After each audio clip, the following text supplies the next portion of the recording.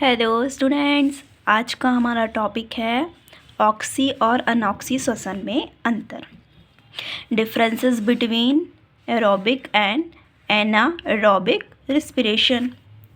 यह biology students के लिए इम्पॉर्टेंट टॉपिक है, इम्पॉर्टेंट डिफरेंस है। यह एमपी बोर्ड के स्टूडेंट्स के लिए इम्पॉर्टेंट टॉपिक है, तो वीडियो को लास्ट तक देखिएगा बिना स्किप करे। तो आंसर स्टार्ट करते हैं हम।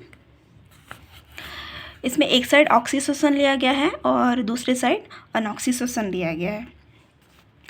इसमें फर्स्ट हम देखेंगे, यह ऑक्सीजन की उपस्थिति में होता है। जो ऑक्सी श्वसन होता है वह ऑक्सीजन की उपस्थिति में होता है और जो अनऑक्सी श्वसन होता है वह ऑक्सीजन की अनुपस्थिति में होता है। ऑक्सी श्वसन उपस्थिति में और अनऑक्सी श्वसन ऑक्सीजन की अनुपस्थिति में हो सकता है। सेकेंड पॉइंट हम देखेंगे, इसमें कार्बनिक पदार्थों का पूर्ण ऑक्सीकरण होता है। जो ऑक्सी श्वसन होते हैं उसमें कार्बनिक पदार्थों का पूर्ण ऑक्सीकरण होता है, जबकि इसमें कार्बनिक पदार्थों का अपूर्ण ऑक्सीकरण होता है। जो अनऑक्सी श्वसन होते हैं उसमें कार्बनिक पदार्थों का अपूर्ण ऑक्सीकरण होता है।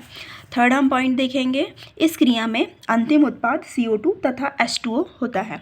जो ऑक्सी श्वसन होते हैं जिसका अंतिम उत्पाद होता है उसमें CO2 तथा H2O अंतिम उत्पाद होते हैं, जबकि इस क्रिया के अंतिम उत्पाद CO2 तथा एल्कोहल हैं।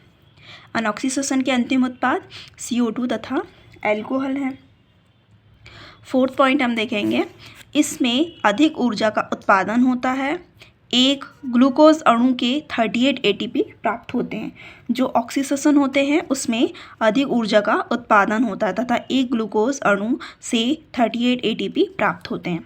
लेकिन जो अनऑक्सी श्वसन होते हैं उसमें काफ़ी कम ऊर्जा का उत्पादन होता है। एक ग्लूकोज अणु से 2 ATP ही प्राप्त होता है। फिफ्थ पॉइंट हम देखेंगे, यह श्वसन उच्च वर्गीय पौधों में सदैव जारी रहता है। जो ऑक्सी श्वसन होते हैं उसमें वह उच्च वर्गीय पौधे में सदैव जारी रहता है तथा जो अनऑक्सी श्वसन है वह उच्च वर्गीय पौधे में अस्थायी रूप से असामान्य परिस्थितियों में ही होता है। सिक्स्थ हम पॉइंट देखेंगे, यह श्वसन सभी जीवित कोशिकाओं में होता है। जो अनऑक्सी श्वसन होता है वो सभी जीवित कोशिकाओं में होता है, जबकि जो अनऑक्सी श्वसन होता है वह केवल कुछ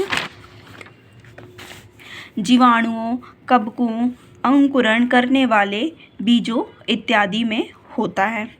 सेवेंथ पॉइंट हम देखेंगे, ग्लाइकोलिसिस को छोड़कर सभी क्रियाएं माइटोकॉन्ड्रिया में होती हैं।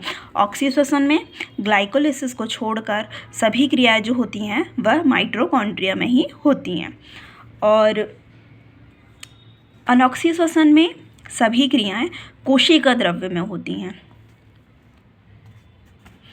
एट्थ पॉइंट हम देखेंगे, यह पौधा पर विषकारी प्रभाव नहीं डालता। जो ऑक्सी श्वसन होता है वह पौधों पर विषकारी प्रभाव बिल्कुल भी नहीं डालता है, जबकि जो अनऑक्सी श्वसन होते हैं वह पौधों पर विषकारी प्रभाव डालते हैं।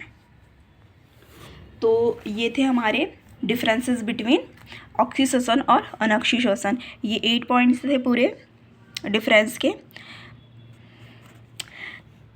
तो अगर आपको ये वीडियो पसंद आई हो तो प्लीज़ वीडियो को लाइक करें, शेयर करें और अगर आप मेरे इस चैनल पर नए हैं तो प्लीज़ चैनल को सब्सक्राइब करें।